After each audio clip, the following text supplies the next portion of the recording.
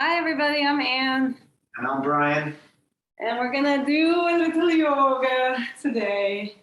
Starting seated. Today's gonna be, amongst other things, just a quick study of bandhas. Bandhas are energetic locks in the body. There are many of them in the yoga tradition. Today we're gonna go over 4 of them. And you know what, let's move up closer because we'll start seated today. So feel free to grab a blanket or a block or something to sit on. You could even sit on a chair if you want, as long as your spine is suspended, which looks like a nice long spine. Not like that, not like that, but nice and long. And we're actually going to start off with some breathing exercises to start activating the core muscles so we can go over one of the 4 bandhas that we're going to go over today. The 4 bandhas are jalandhara bandha, which is the throat lock, uddiyana bandha, which is a flying upward belly lock, mula bandha, which is the root lock, and nabhi bandha, a very subtle bandha behind the navel. So I think we're actually going to start with uddiyana bandha. So when you're ready, let's inhale our arms out wide and up. Exhale, pushing the hands down, maybe leaning forward on the inhale, leaning back on the exhale. Again, inhaling arms wide and up. Exhale, pushing down. And we're going to start with Kapalabhati breathing. This is a cleansing breathing exercise. It is not traditionally pranayama. It is traditionally shatkarma, one of the 6 cleansing practices. And we use it to cleanse out stale air from the bottom of the lungs. And afterwards, we'll practice uddiyana bandha, which is holding the air out of the body, fanning everything out. We'll show you what that looks like in a minute. Do you want to maybe say how to do Kapalabhati? Yes, so Kapalabhati is it's a series of intentional exhales with it's like a active exhale with a passive inhale, and it's a series of them. You can do them kind of slow, you can do them kind of fast. It's a drawing inward and upward of the belly to expel air out of the lungs, especially the very bottom of the lungs where we can have stale air trapped or something like that. So, and I'll show you what it looks like. And sometimes some people like to keep a hand on their belly so they can kind of connect with the breath and feel that happening. And Anne's going to actually show you her belly, so you'll see how it looks. That's what it's like. From the side.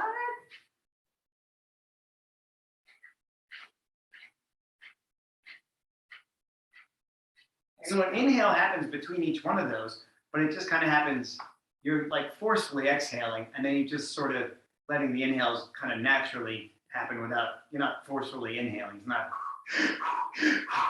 it's more like just. That's a different practice. With a a gentle inhale between each one. So anyway, an active exhale, a passive inhale. Yeah. Yeah. So when you're ready, let's inhale 3/4 of the way and begin.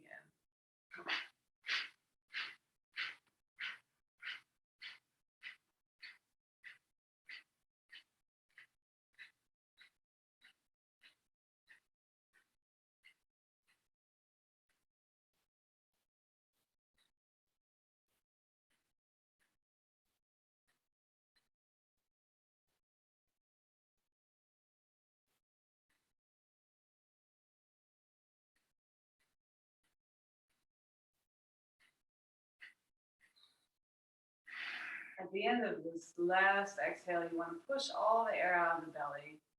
And then just inhale, and I'm going to show you what's going on here with Uddiyana Bandha.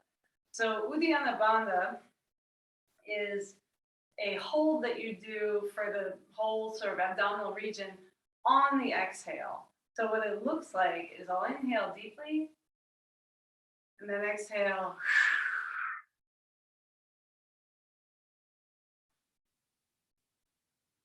Ta-da! To show you from the side, inhale deeply, and exhale.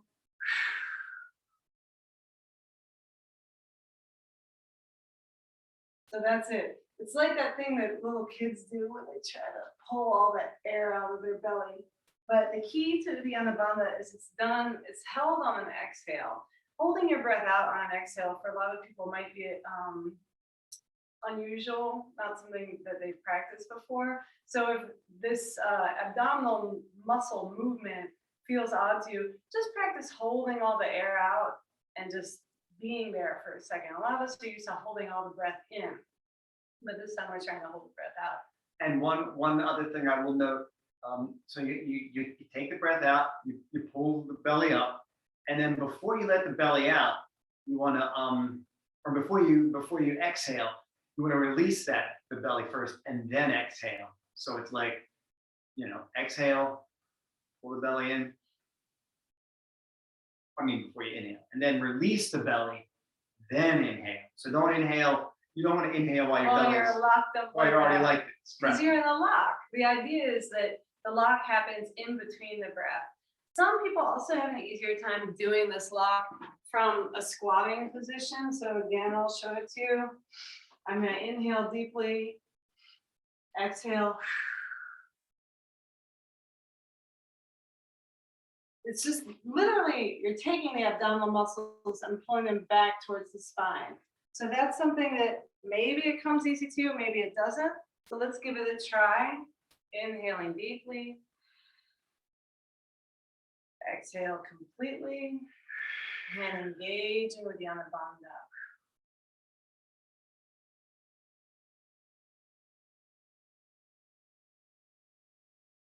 Release. Inhale. Exhale.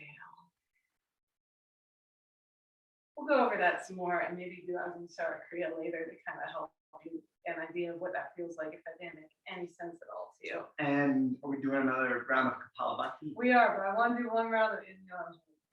Okay, but I want to say a couple things. The rate that we're doing the exhales at, you can do it slower, you can do it faster. If you start to get lightheaded or dizzy, then just kind of go slower, or even just stop doing the Kapalabhati breath and just breathe normally, breathe deep into the belly, into the abdomen. So thank you. That's a good point. And also one more thing about the Anabonda, that fanning out. As you do this movement, I'll show it from the back real quick. Hopefully you'll see what I'm talking about, because we're going to practice it a couple more times. So as you do this movement, it's a really kind of a rounding and a fanning out of the ribs. So again, I'm going to inhale deeply, see from behind, and then exhale.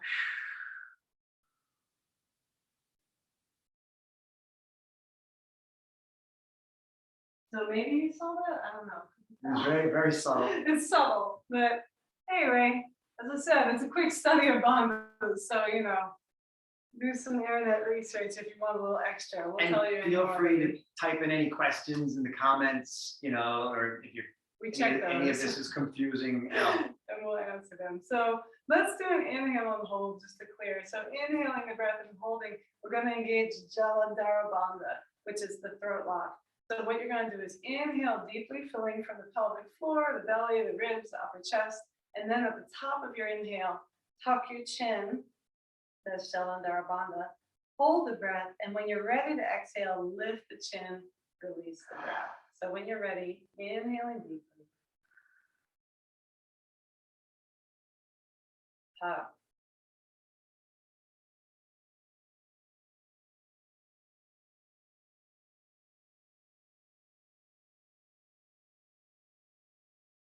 Lift, exhale.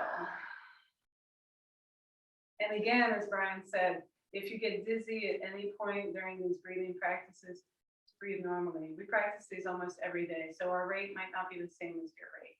Also, if you get dizzy while holding your breath, breathe. Don't forget to breathe. And one thing you can do is sort of a human body hack to give yourself some extra oxygen if you are feeling lightheaded, is 3 quick inhales through either the nose or mouth like this. And that'll kind of give you that bit of the oxygen you are needing. So when you're ready, let's inhale the arms out wide and up, preparing for a second round of Kapalabhati. Exhale, pushing the hands down. Inhale, arms wide and up again. Exhale, pushing down. And then we'll inhale 3/4 of the way, do slightly longer round the Kapalabhati. Take it at your pace.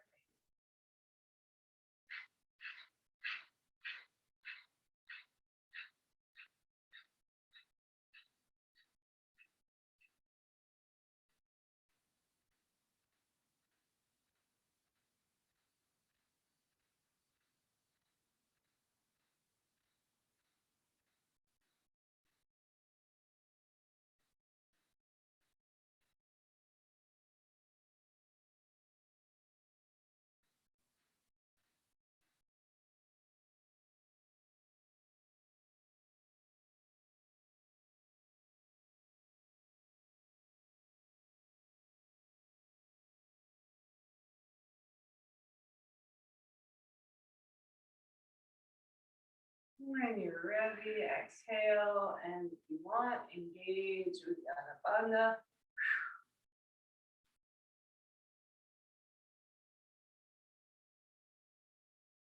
Release and inhale when you're ready. And exhale.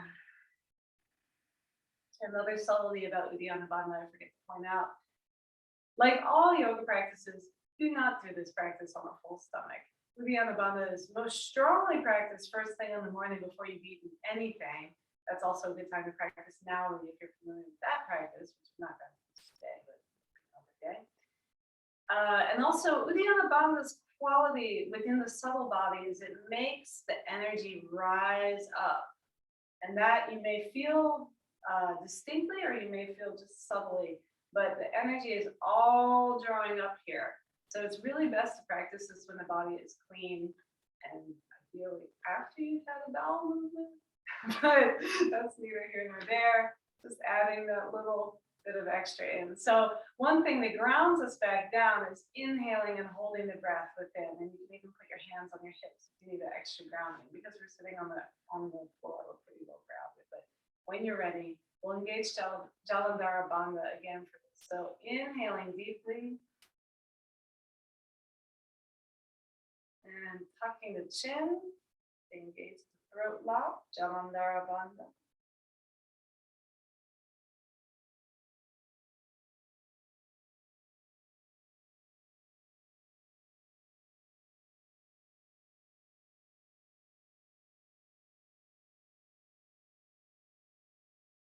When you're ready, lift the chin and exhale.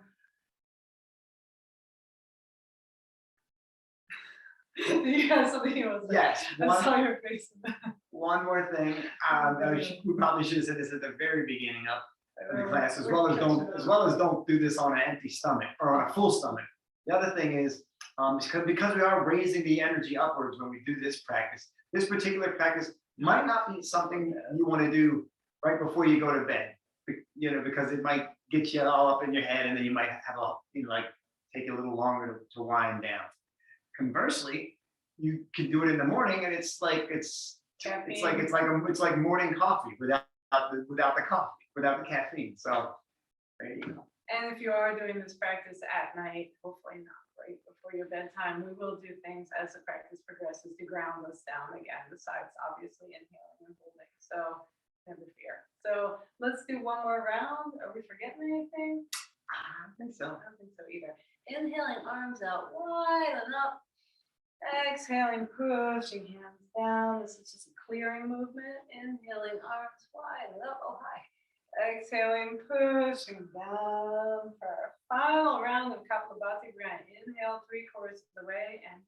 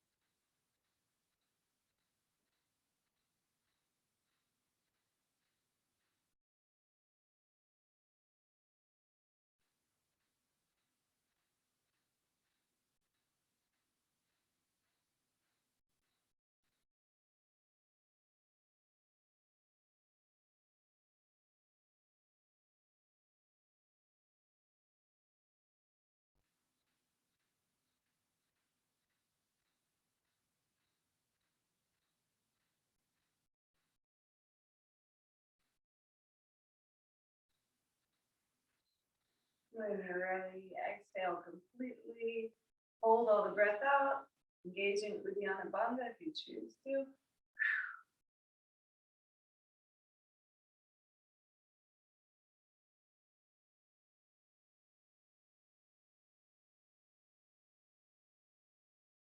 When you're ready, release and inhale.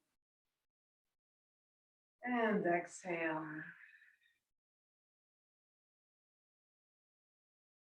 So inhale deeply. You can even lift your chin a little bit on the inhale.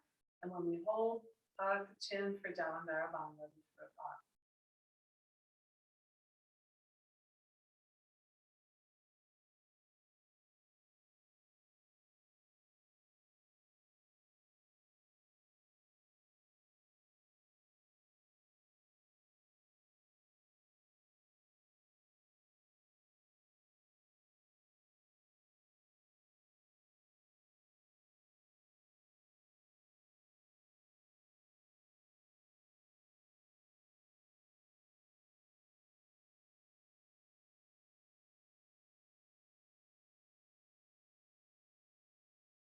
When you're ready, lift your chin.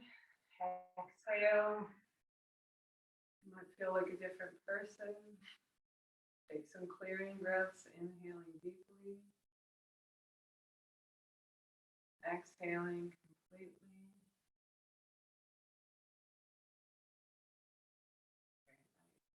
So that's 2 out of 4. I do want to 8. We do want to get up and bounce around some, but for now, let's stay seated for a second. And moving back so you can see our full bodies. Inhale our arms wide overhead. When they reach the top, let's twist to the right. Exhaling the left hand to the right knee. Right hand comes behind the hips as far as you can over your right shoulder. Nice twist here.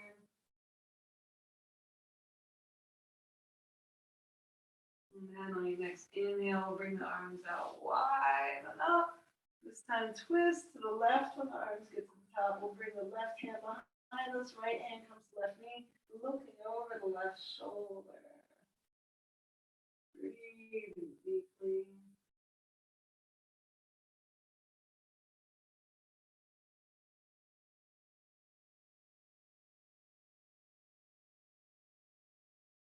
And then if you're sitting on something, feel free to take that out from under your hips. We'll come to hands and knees and just kind of tuck our hips back to rest on our knees in child's pose for just a minute. Extending the arms long in front of you and maybe even pushing down into the hands to take the hips closer to the heels.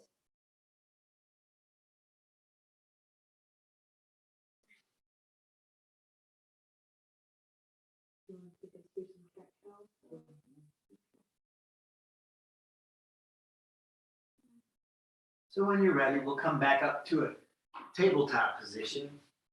We're going to get some motion into the spine. So lining up knees directly under hips, wrists directly under shoulders. We're going to inhale. Tailbone comes up, belly drops, head comes up. This is cow. We're going to exhale, drop the tailbone, round the spine, drop the head. This is cat. So we're inhaling into cow. Exhaling, moving into cat. Just keep going with the breath. Waking up the spine.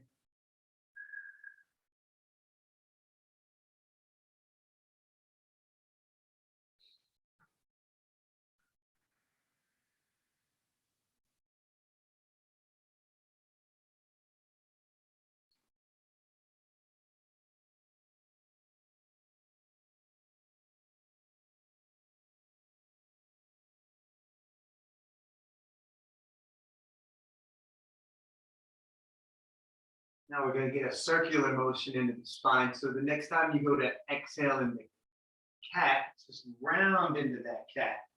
And inhale, rounding in the other direction, coming back into cow. So it's like now we're making a circular motion with the spine.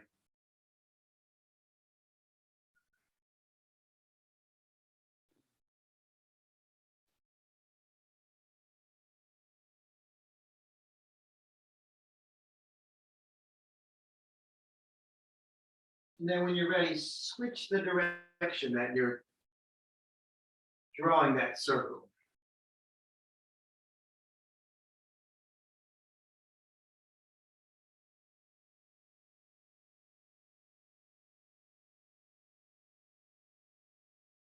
And then when you're ready, you can just come right back to tabletop position.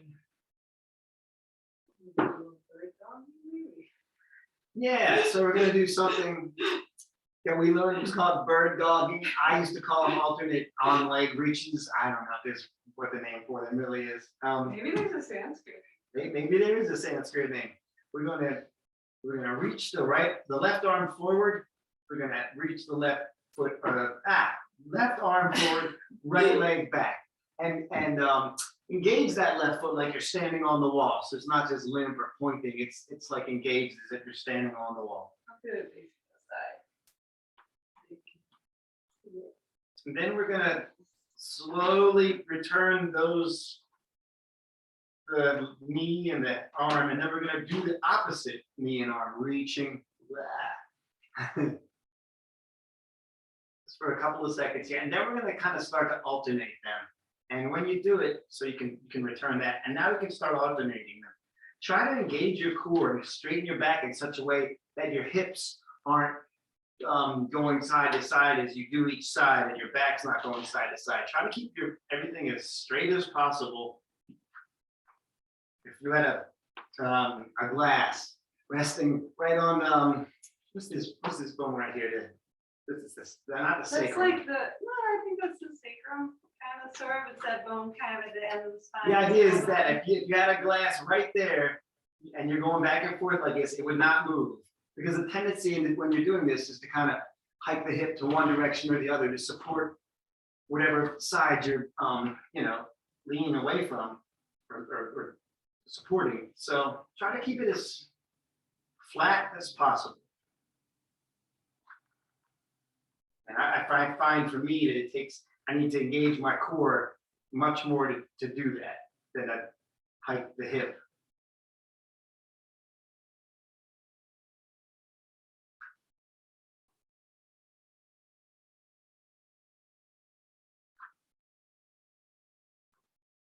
And when you're ready, you can just come back to tabletop.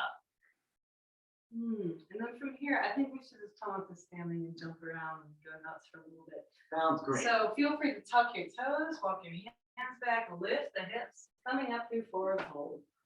So keeping the knees bent as much as you need to here to keep the spine nice and long.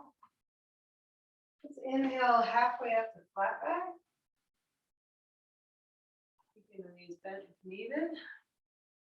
Exhale, fold again, forward. And this time we'll inhale, coming all the way up to standing, arms reaching overhead, maybe slight back bend. Exhale, hands come down, and now we bounce. Like we did last summer, or something along those lines. So I feel like today, the bouncing is going to be the bouncing of the body, the bouncing of the limbs, and in a minute, we're going to show you the bouncing of the rectus abdominis. That's that long muscle that some people call a six-pack. Technically, it's an eight-pack. In some people, it's very well defined. In other people, you can't see it for shit, but it's there for all of us. So feel free to let that bouncing to turn into a little bit of twisting just to further loosen the abdomen. Spring palm. Oh, yeah. Do you want to do that before, just to continue loosening the abdomen? Or Sarah? Yeah. Okay. Yeah, so we'll just do a little bit more of this kind of loose twisting. You can let one hand to one shoulder, the other hand to the other shoulder. Nothing too formal here. Surprise, surprise. And then when you're ready, get your last wiggles out. It's probably not your last chance to Johnson wiggle in this practice, but Brian's gonna lead us through some nice swaying palm trees. So maybe something called swaying palm tree. We'd like to bring our feet to about hips width distance. If you have any questions of what that is, you can take two fists together, and that's about between the feet. That's about hips width distance. You can also kind of find the two bony knobs here. You can easily find them and look down from there.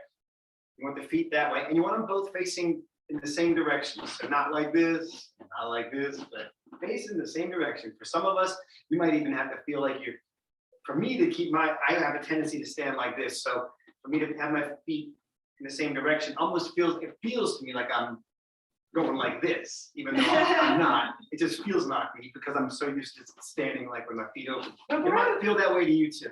part of the reason why that is important is if you look at, when my feet are pointed out like this, my hips are pointed out like this, and my alignment is not really very stable. But when I have my heels pointed slightly out, and I'm almost sort of pigeon-toed, yes, it can stick the tail out, but when tucking the tail, there's a wrapping of the muscles around the thigh. That's what we're going for in our Tadasana or mountain stance. So with that alignment on the lower half of the body in mind, we're going to keep the shoulders nice and relaxed down. Let's take the arms out into a T, but let's keep those shoulders relaxed. So the T is not like this, it's like this.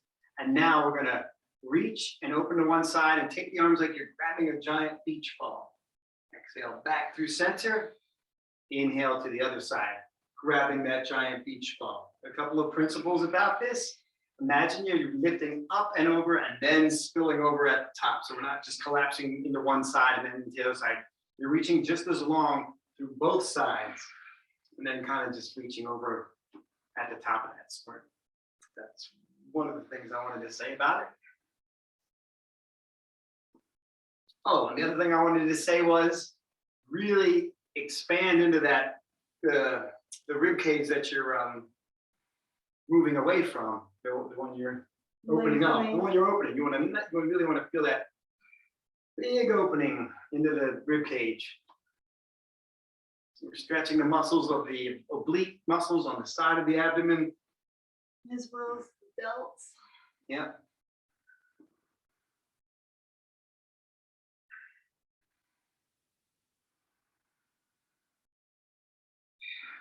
And the next time the arms come into a T, let's take them high overhead, joining the hands together. We're going to inhale the body long, and then peel over, this time on an exhale to the right. So at this point, if you want to bring the big toes to touch, you can. That's totally fine. If you want to take that right arm down the right side of our bodies and kind of press that right hand into the right thigh, or maybe even the right hip, gently bumping the hips to the left. Reach long to the right. And then when you're ready, inhale that right arm back up. And then when you're ready, we'll exhale to the left. Same thing, reaching forward to the left.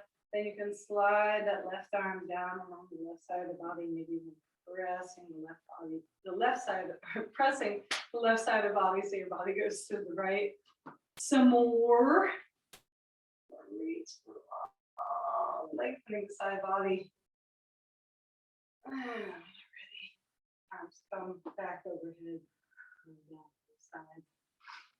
So a little bit of side stretching before we do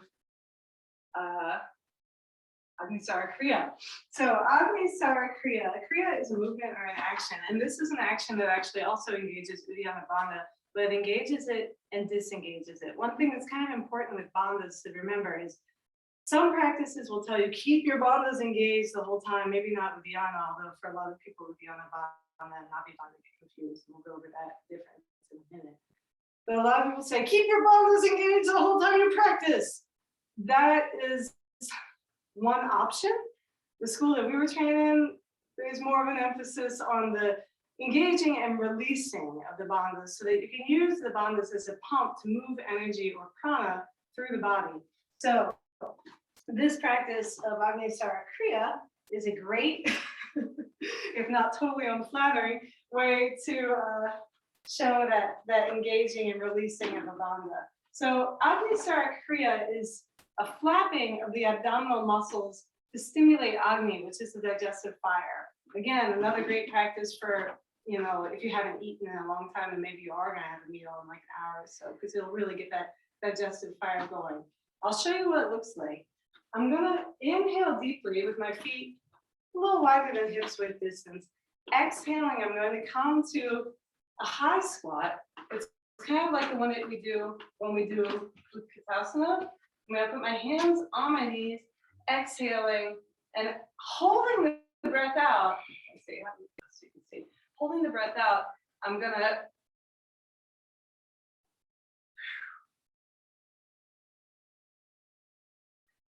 take my abdominal muscles back towards my spine and then release them, draw them back towards the spine and release. Again, it's kind of like that Kapalabhati breathing we were doing earlier. I'll get a little closer so you can see. And we will emphasize again. You talk through while I show. Again, do this on an exhale. So you do this with no air in your lungs. If you do it with air in your lungs, it's really going to feel crazy. Yes. And so, and you can do it slow too. Eventually you'll get it to where it goes very fast and it's almost like a fluttering, flapping. But you can do it really slow at first and deliberate. So exhaling all the air and then pull in, out. Very nice. And if you want to, we try one more time where I can go Here, I'll talk during it. I'll talk you through. So the important thing too here is he's doing this on exhale. He's gonna release and then inhale and stand up when he's done. Don't forget about that. That's the other thing. Do not inhale while you're doing this. Release the Release flapping. the abdominal hold. Stand up. Inhale, then stand up. Yes. So let's do 3 rounds of it. And it's up to you how low you want to get in your squat. You can either do just a squat like this, or some people like to come all the way down into a yoga squat like this. Inhaling deeply.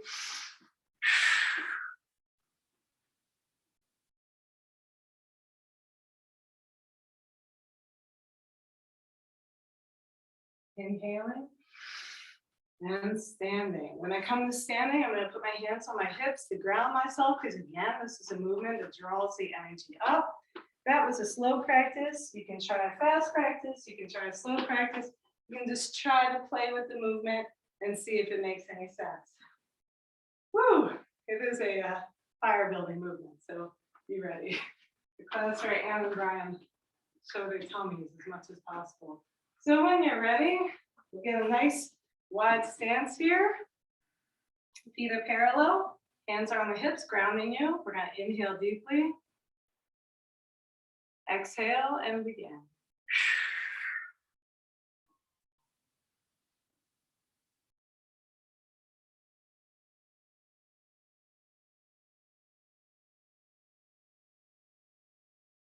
Release and inhale.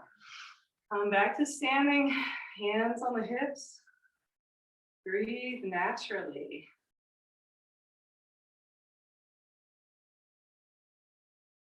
If you're really getting dizzy as well, you can look at your nose tip as you breathe. That will help ground you. That's called Nasikakara Drishti. 2 more. All right, I'll show from this side again. So, hands on the hips, inhale deeply. And exhale, practicing Agnisara Kriya.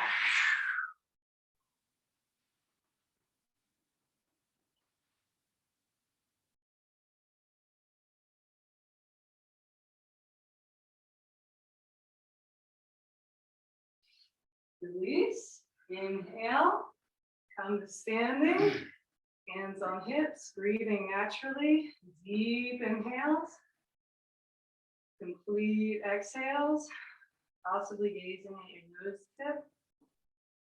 Last round. Inhaling deeply, take this at your own pace. There's no need to do a last round if you're already feeling overwhelmed. Inhaling deeply. Exhale.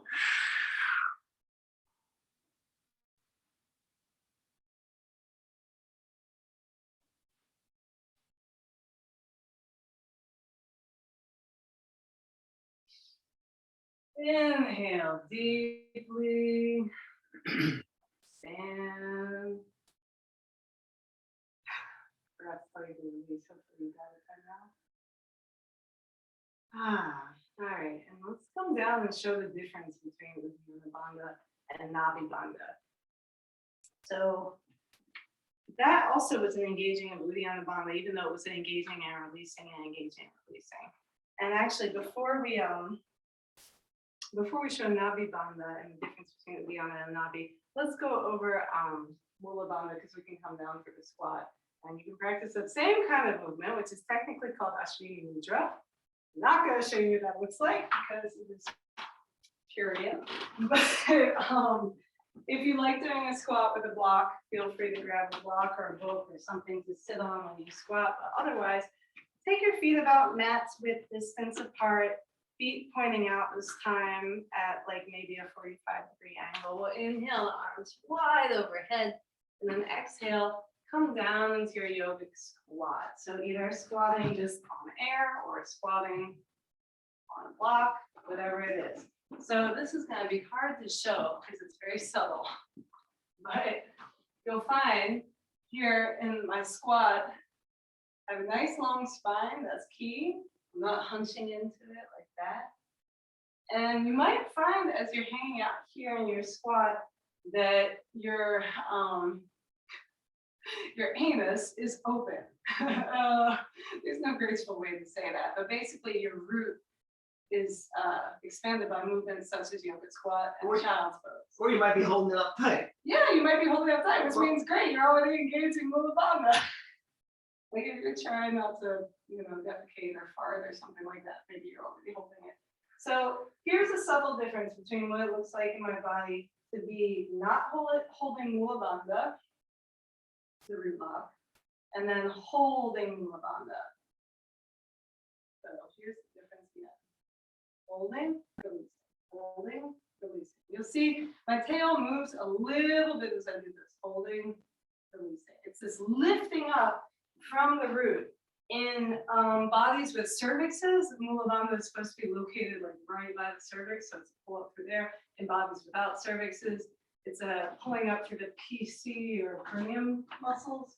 Yeah, I've also heard in some yoga classes, they'll explain it like the muscle you would engage if you were trying to stop the flow of peeing. Yeah, that sounds about right. It's kind of the same for bodies with cervixes. Yeah. So, or bodies who maybe had cervixes at some point but don't have them anymore. So anyway, back in our yoga squat here. Try it a few times. It's a lifting of the root and then releasing. Lifting, releasing.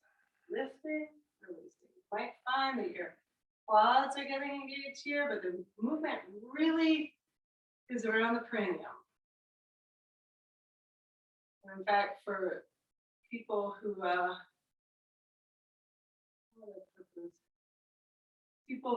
have cervixes or have had cervixes, it's not quite the same as the lifting that you do when you're trying not to pee. It's a different place in the body. But that being said, all those muscles are so densely packed together that if you're doing that same kind of movement as you would make when you're trying to hold your urine in, which I don't recommend, but if you are doing that movement, you're in the right vicinity. And if you want to take it further, there's a subtle difference between the lock of mula bandha and the lock that would happen if you're trying to hold your feet in. So I don't even know if I'm able to practice. But anyway, that's mula bandha. Feel free to come all the way down now onto our bellies. You can rest one hand on top of the other and just let the hips rock a little bit side to side, loosening up any tension that might have happened in the hip flexors from hanging out in squat for that long amount of time, especially practicing engaging and disengaging mula bandha. So from here, do you want to describe nabhi bandha or at least Sphinx and all? Describe nabhi bandha? Yeah. Okay. So let's get us into Sphinx first. Okay. So we'll get into Sphinx. Best way is to get into it is to make sure you're aligned. Put your elbows directly under the shoulders and then grab both of the elbows. This makes sure that your elbows are aligned below the shoulders. Nice, sturdy alignment here. Then you take your forearms forward, palms flat to the ground. This is Sphinx. Try to roll your shoulders down and back. Try to bring your chest through. So we're not like this, but we have nice long necks, nice relaxed shoulders, nice open chest. All right, and once you're in Sphinx, this is really very nice description of Sphinx. I'm gonna put this blanket down for a bit more visual contrast because there's a Nabhi Bandha is a very, very, very subtle bandha, unlike Mula Bandha, which is not very subtle as you just practiced. Jalandhara Bandha, which is not very subtle at all, with tucking the chin, or uddiyana Bandha, which looks weird as hell. So Nabhi Bandha, it's like there's a pack of muscles right around the navel. And what you do with Nabhi Bandha is you actually engage the muscles and kind of draw the navel back towards the spine. A lot of the schools will call this uddiyana Bandha. So when they say engage uddiyana Bandha, they might be meaning engage Nabhi Bandha, but we'll show you how to engage it either way. So from Sphinx here, exhale completely, and make sure your Sphinx is nice and well aligned, your shoulders are away from your ears and everything. And when you're at the end of the exhale, feel free to breathe normally because I'm 40. We're gonna draw the navel to the spine. So I don't know if you can even see, but there's a subtlety in my torso here. Let's see, kind of see it with contrast to the door. I'm gonna exhale completely. And I drew my navel towards the spine. So I actually feel my navel lifting off the ground here. And then to make sure you're holding it, you breathe normally as I described this. Our next inhale, we're going to inhale through the back and side body. I know that's a thing yoga teachers say all the time, and people think, what the hell are they talking about? I inhale through my nose, it goes into my lungs. There's no back or side body nose or anything. But basically what that looks like is as you inhale, instead of letting the belly come forward on the inhale, which is a traditional sort of yogic inhale, we're kind of letting the lungs fan out to the side and to the back as we inhale. So very subtle movement. So we're keeping the Nabhi Bandha engaged while we continue to breathe. That's kind of the key of this. And that's a really good point that you bring up, because then it'll only make sense to inhale through the side and back body. So on your next exhale, you can release Nabhi Bandha, and then at the end of the exhale, draw the navel towards the spine. Inhale through the back and side body. And then when you're ready, exhale, release Nabhi Bandha. So you'll feel your belly come back towards the earth. At the end of the exhale, draw the navel towards the spine. Inhale through the back and side body with the navel still drawn towards the spine.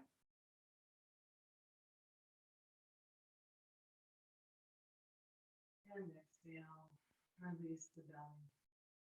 And do that just a couple more times. Inhaling. Exhale, draw the navel towards the spine. Maintain that pull of the navel towards the spine as you inhale from the back and side of the body. Release and exhale. At the end of the exhale, last time, draw the navel towards the spine. Inhale through the back and side body with the navel still drawn towards the spine.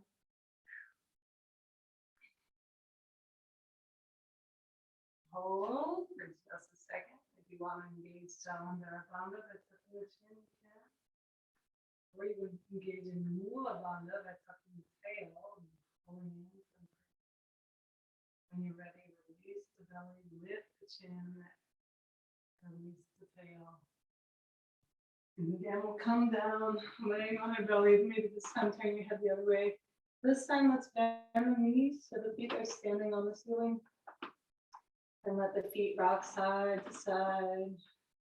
Windshield wipering.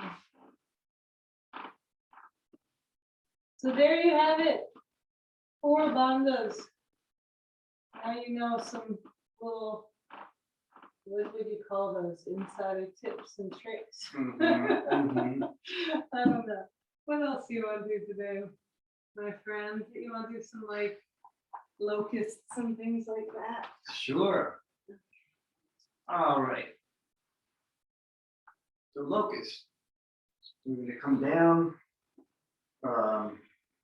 You bring your forehead to the mat, or even your cheek to the mat. We're gonna take the arms down alongside the body, palms face down. You can bring the tops of the feet to the mat as well. And then with locust, well, let me do some alternating leg lifts first. So you can even have your hands here, or you can have them palms face down under your shoulders. Let's just inhale the left leg up. Exhale, lower. Inhale, right leg up. Exhale, lower. Again, left leg, inhale up. Exhale, lower. Inhale, right leg up. Exhale, lower. Now, we're going to get into locust. So we've got a couple options. You can inhale both legs up. You can inhale both arms up as well. And so this is locust, the legs up, arms up. And the chest up too. And the chest up. And if you want, you can try it with arms forward. And as we, Whatever you like. whatever you like, just do whatever. As we hold our locust, let's observe what kind of hot bandha action is happening right now. So I'm finding as I do this, I am engaged in mula bandhas on my root lock. That's helping me to lift my legs. And to some degree, I could engage nabhi bandha here as well. It's going to help me kind of lift up the belly and the upper body.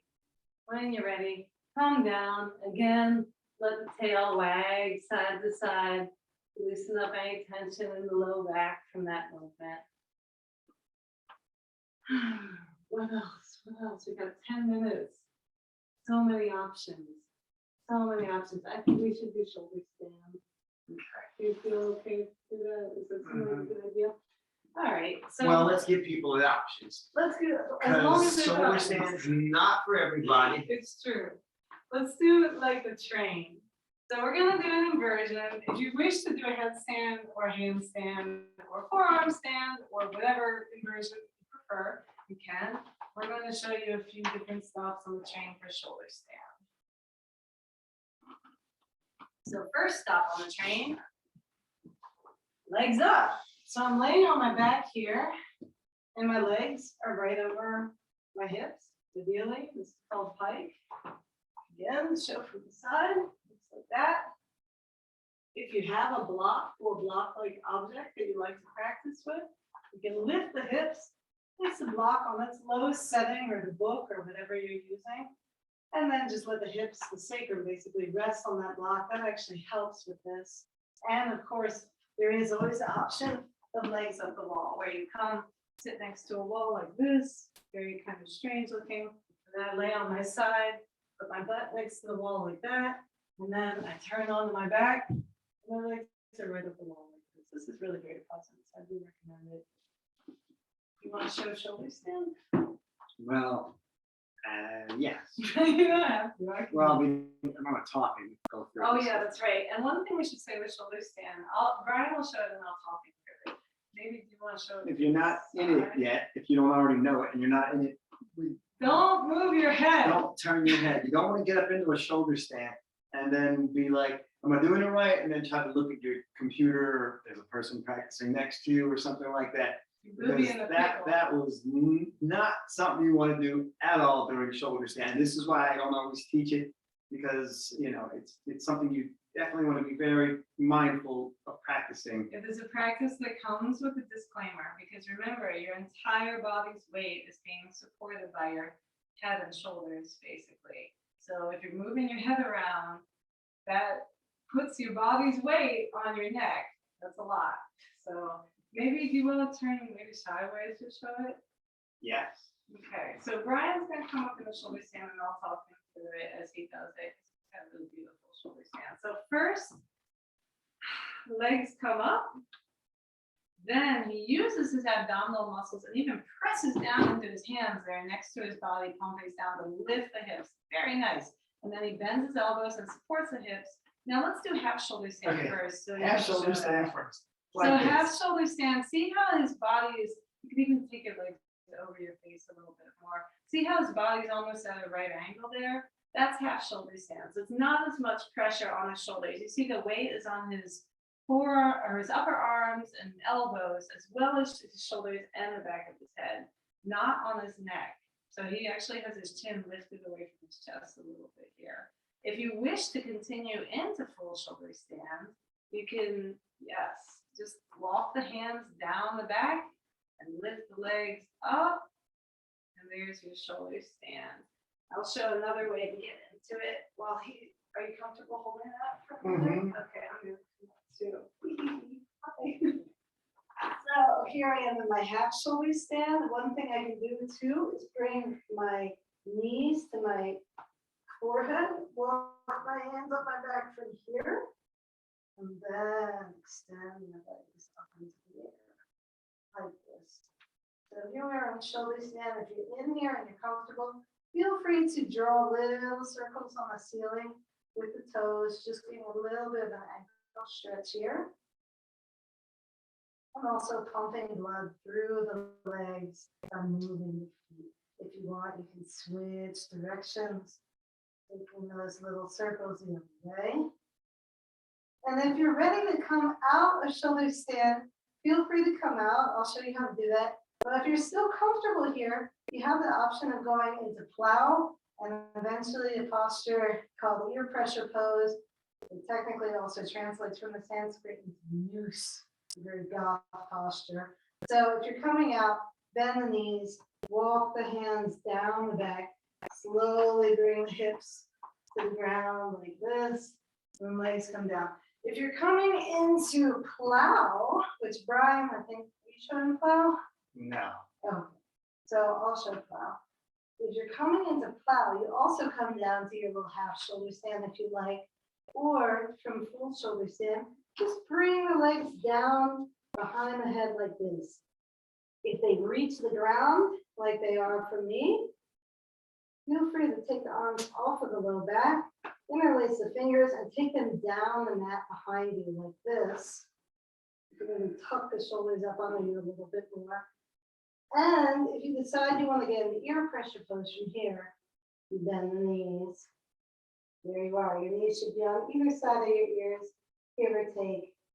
If you want to get even deeper in there, you can take your arms to the back of your calves or reach for opposite elbows, wrapping the arms behind the knees. So it's really quite another little lock here. It's not technically a bandha or anything like that, but you are kind of locked into this pose that emphasizes pratyahara, or sort of an inward focus.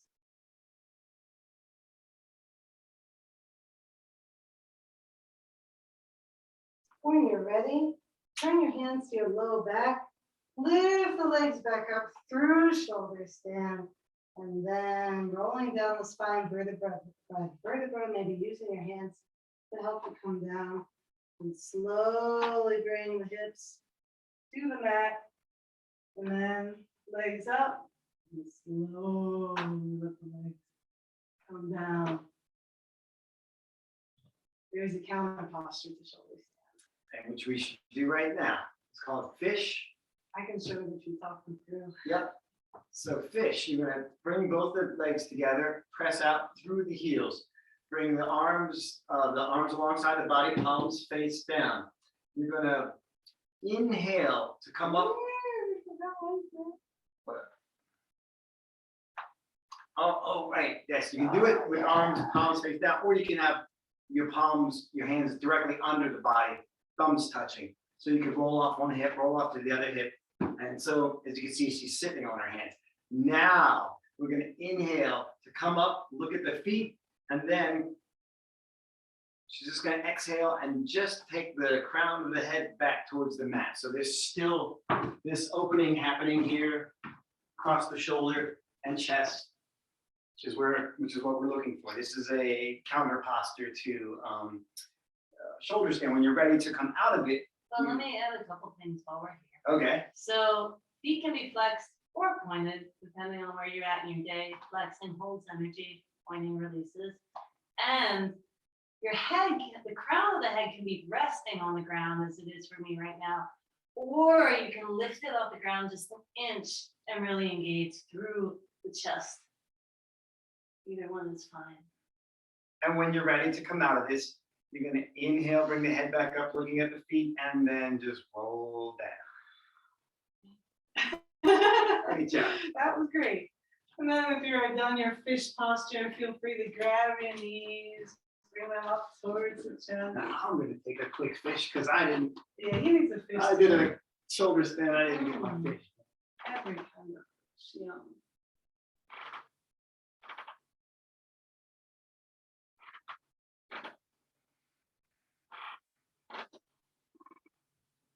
And then yeah, feel free to bring the knees into the chest. You can rock side to side. Let's do wind relieving posture real quick before we get into Shavasana. Okay, you're not gonna do this. I hope. Oh, you want to do spinal twist? We can do wind relieving spinal twist. It's okay. This will be a bit of a long practice. So Okay. wind relieving posture. If your knees are up in your chest like this, take your hands, interlace the fingers, and put them around your right knee. You can take your left. Oops, sorry, Brian. You can take your left leg down. You can take your left leg down the mat. Draw that right knee in towards the center of the chest as much as you can here. And then maybe draw that right knee towards the right shoulder so we're opening out through the right hip. Then from here, we're going to come to the spinal twist. So our right knee is already bent. Let's take the arms out into a T. And we're just going to take that right knee over to the left. If you are practicing with a block or a folded up blanket or a book or something, you can let it rest under the right knee here in your spinal twist. And of course, if you have any other spinal twist, you prefer practice, by all means, practice it. But the key to spinal twist is keeping both of the shoulders on the ground. So if you find that your right shoulder is popping up a little bit as you twist to the right, as you twist to the left, either let that right knee come up a little bit, or you can lift the left shoulder, bringing the right shoulder down, and then peeling the left shoulder down. Once our shoulders are on the mat evenly, let's look over our right shoulder towards our right hand, completing the twist for the entire spine from neck to tail. If you want a little deeper torque in your twist, you can bend your left elbow, take your left fingers on the outside of your right thigh here, and use that as something to help you push that right shoulder into the ground as you look to the right.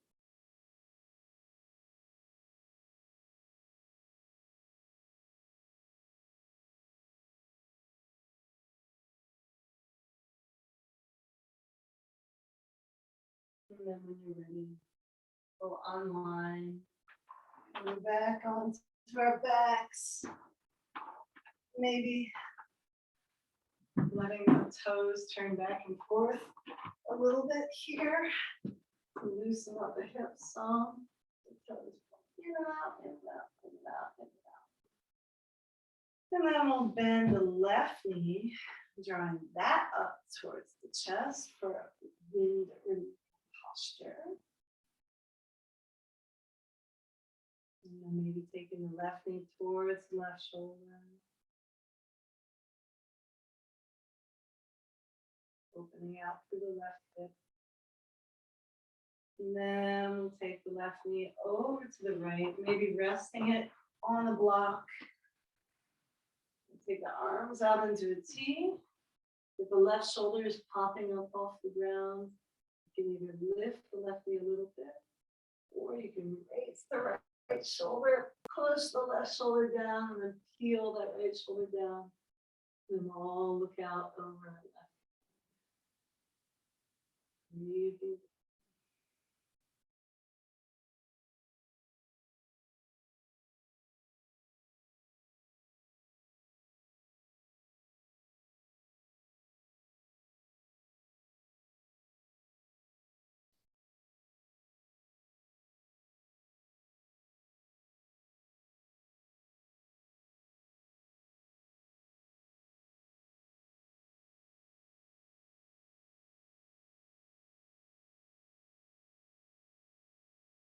And then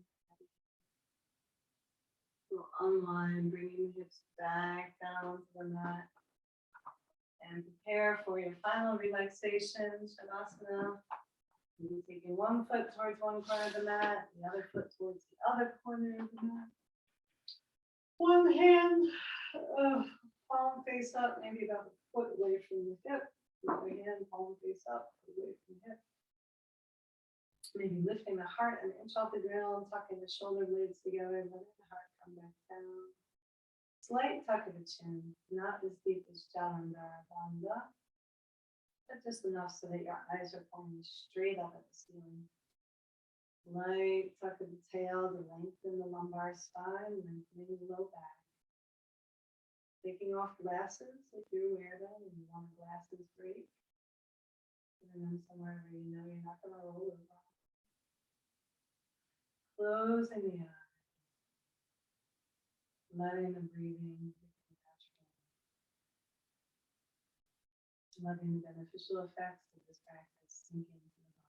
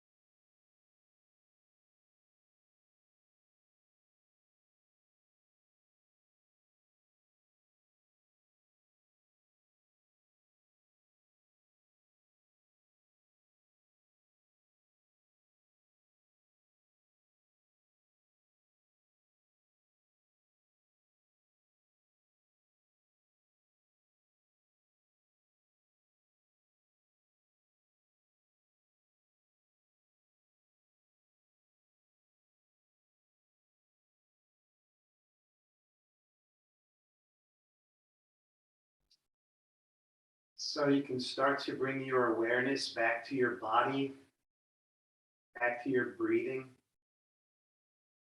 You can start to deepen the breath. You can start to move the toes and the fingers, and move the wrists and the ankles a little bit too, if you like. Turn the head side to side. You're going to stretch really long on the mat, so bring the feet together, press out through the heels. Interlace the fingers, turn the palms away from the crown of your head towards the wall behind you. Inhale as you press out through the palms, press out through the heels, and stretch really long on your mat. And then exhale, let's bring it all in. Bring the knees to hug into the chest. If you want, you can rock, you don't have to. We're going to work our way up to seated, so however you like to make your way up to seated, take this time now to do that slowly.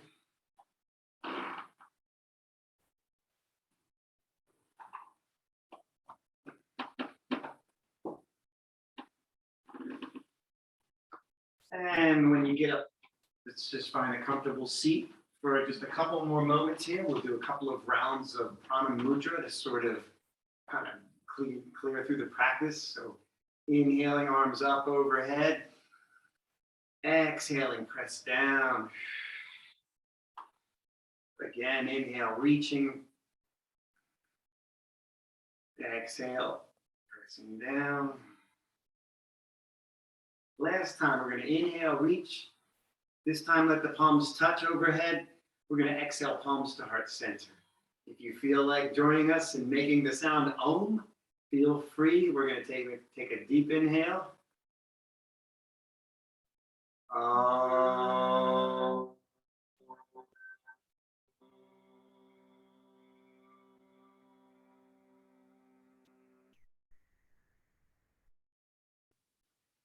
Thank you so much for joining us for this very special practice today. The light in me sees and honors the light in you. Namaste.